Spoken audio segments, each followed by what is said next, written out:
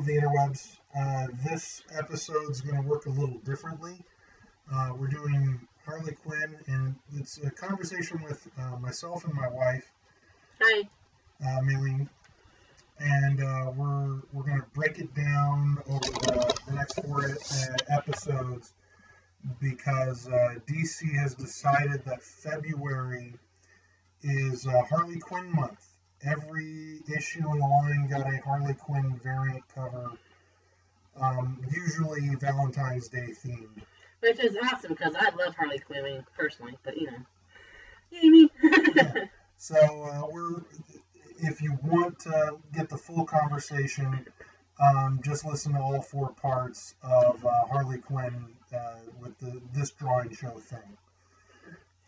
That thing that you do so well. Yes. So let's talk about Harley Quinn's origin. What is it? Harley Quinzel. Harley Quinzel, but it's Harley Frances Quinzel. Oh, I learn something new every day. Yeah. The diehards will, I feel like I should know that. Like I feel like such a bad fan now. I'm not knowing that.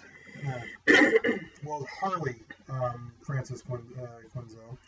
I love it because if you think about it, like if you take her shortened, Harley Quinn, I love it because it's a lot, it's referencing the Harley Quinn romance novels, as far as just the name goes, and so, anytime I watch, what's that one, with her and the Joker, and it's like Crazy Love or Mad Love, yeah. Mad Love, her origin. And so I love it because it's like, thinking about the Harley Quinn romance novels, which, Well, I think that even the Joker makes a line. Well, if you rearrange the letters a little bit, you get Harlequin, which is more along the lines of like the medieval Harlequin character, which is interesting. Obviously that was done for purpose. On purpose. Because she is a counterpart to the Joker. She was created by Bruce Timm and Paul Dini in 1992, I believe. I think it was 91. Well, the series started in 91.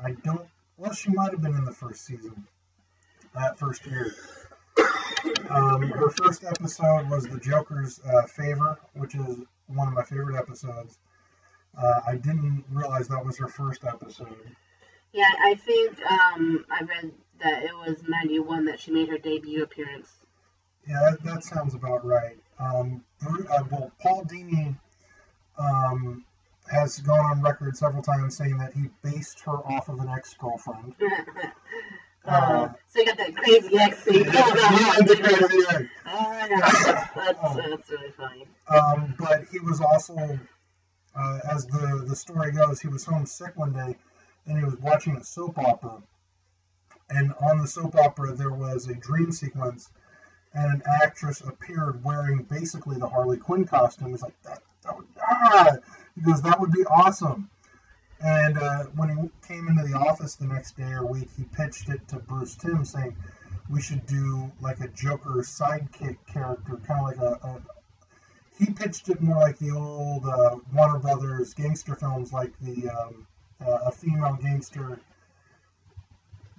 lackey for the Joker, to just bring in some comedical relief, because the Joker episodes, while they're sadistically funny, they're not necessarily the best for children. Like Joker classically is not, kid safe. Which, so that would, help a lot as far as creating a character that is, I guess, as you say, sadistically funny, but in a mildly, quite a bit less than the Joker is. Something that you don't feel as guilty letting your kids watch or read, in that form. When they adapted the Joker's the fish story, Joker's Fish. I know that's the wrong name, and someone out there's yelling at me. Probably yourself when you figure it out. Probably. But it's a famous story where the Joker has polluted Gotham River and with fish toxin and made them all have his rictus grin, all the fish. And then he went to the trademark office to trademark fish. He's like, anytime anyone catches a fish, sells a fish, I should get a cut of the profits. Which is ingenious if you think about it, It really is. It's like, this is my face. Yeah, I mean, that's what most advertisement people do. I mean, if you look at any product being sold, if it's got your face on it, you want a cut of whatever is being made, Yeah, the Joker fish. And what happens is probably one of the most intense, terrifying scenes in the animated series, the poor paper pusher has to tell the Joker, you can't actually copyright an entity. You can't copyright fish. It's uncopyrightable. And he basically gives them till midnight. Says, "Look, we're gonna fix this, or you're gonna die." Wow, what a deadline, right? Yeah. Talk about deadline. Oh, yes, I'm that kind of person. Sorry. But the story goes back to the 70s, I believe, with Neil Adams and that era, the Danny O'Neill Neil Adams run. They adapted it for the animated series and added Harley Quinn as kind of a nice little. Harley Quinn was on there to really ease everyone. Like, it's all going to be okay. She got most of the punchlines in that issue because that was Joker probably at his most crazed and dangerous in the animated series. There is a funny gag where they're sitting there at this aquarium. And Joker looks at him and goes, "Are you okay, Harley?" And she goes, "This gag, this one really hurts," because she's like, "I don't like fish. They smell, they stink. I don't like fish." And he goes, I'm sorry, Harley." He goes, "You can be my mermaid." And it's this little cute beat. And then he grabs a fish head and stuffs her in the costume. Oh my God. So she's got her feet hanging out as giant fish head. I don't think that was the end she was intending on having be the fish part. No. I'm surprised, they go for some of the, more obvious jokes like, "I don't know, boss," or "I don't know, Mr. J, but this seems very fishy to me," or, what I mean? Yeah, I'm sure I know they worked in a couple of fish puns, but it's one of my favorite of the animated series, just because I read the comic first. Like, I was introduced to the Neil Adams, Danny O'Neill stuff at a young age, and then seeing them adapt it, I was transfixed. I admit, that's one thing I've always been kind of jealous of, as far as, because you have this long history of loving these characters, as opposed to me, who, I was raised with two older sisters. And, being my mom's third kid, she's thinking, okay, she's going to be like her sister. She's going to love the makeup. She's going to love the all boy crazy, And so I think it was kind of like a WTF moment when she realized I'd much rather sit in my room and read than, do all the stuff that my older sisters did. Which I can't fault her for, because, if you have two that come out one way, you kind of expect another one to come out that way too, you know what I mean?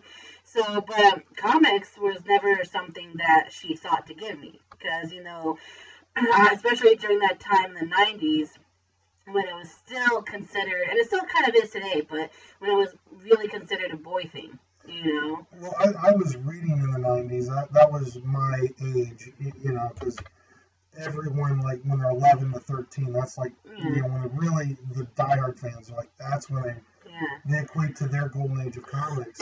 And I was going to say, you didn't miss much by not reading in the 90s, let me tell you. I know, but, it's one of those things where I always kind of wish I had, only because then I could understand, like, some of the characters, a little bit more, because, I was reading classics at 13, which I don't regret at all for a single second, Right. But there's a part of me that kind of wished, maybe I had that one person who could take me to a comic book shop, maybe, even if I didn't show interest in it at the time, at least, I could have that one relative who tried, Yeah, well, Harley Quinn, wasn't, I'm trying to think in the 90s if there was any positive female role models. And, I think that's why a lot of girls, especially like at that time, weren't getting into comics, because it was all, the greatest heroes were Superman, they were Batman, they were all the, typical heroes that you think of when you think comic books, and they all ended with the word man. You know what I mean? Well, in the 90s, things got, you weren't there. Things got really dark in the 90s. Which is probably a reason why my mom wouldn't have wanted me to be them at that time. There was like Spawn and Savage Dragon and characters ripping people to shreds. And like your female characters were Psylocke. They were, half-naked stripper-esque characters. I mean, that was big in the 90s. Which I do understand the appeal of that, don't get me wrong. But again, at that point, you're still catering to the male demographic, I mean, women, yeah, sure, there might be some who think that's awesome, that you could look hot and kick ass at the same time. But at the same time, I think it's only recently that there have been, an even greater surge of female power. I mean, I know it's always been kind of there, but I think it's only been recently that's like come with a vengeance, kind of thing.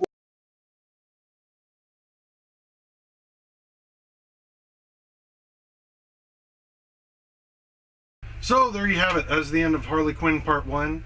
All of February is Harley Quinn month as deemed by DC Comics, with all their new 52 titles getting 52 Harley Quinn variant covers. Go out to your local comic shops, check those out. I pre-ordered a couple for myself. They're great. If you're interested in purchasing the Harley Quinn Invades Comic-Con #1 that I did the illustration for, you can go to patreon.com/DestinyComics. Please like, subscribe. In the comments, tell us your favorite Harley Quinn story. Is it Mad Love? Is it the Suicide Squad run? Is it her current run with Jimmy Palmiotti? Is it an episode from the animated series? Is it the video game stuff? So I'm interested in hearing from you. I'm interested in hearing from Harley Quinn fans, as this is Harley Quinn month. So please like, subscribe, tell your friend. Brand new show that we're working on. I know the audio was a little off on this episode. Hopefully we'll get that taken care of by next week's. So thank you, and see you in the funny pages.